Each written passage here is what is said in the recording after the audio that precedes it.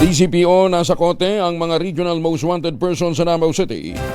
Detalye na balita mula kay Jun Soter mula sa Action Radio Davao. May buntag mo, Jun.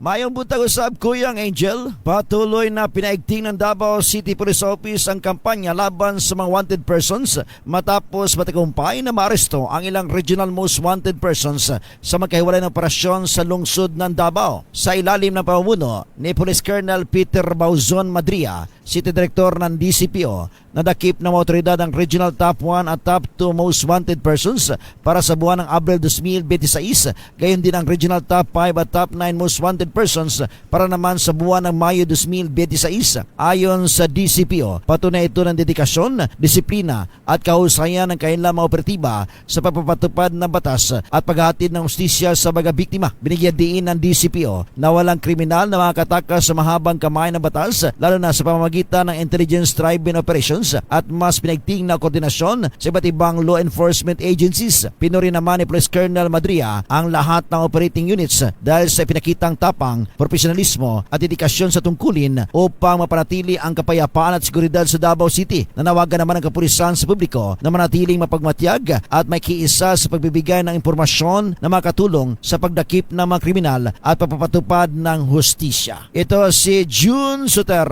para sa DZRH. Una sa Pilipinas, una sa Pilipino. Daghang salamat, Jun Soter.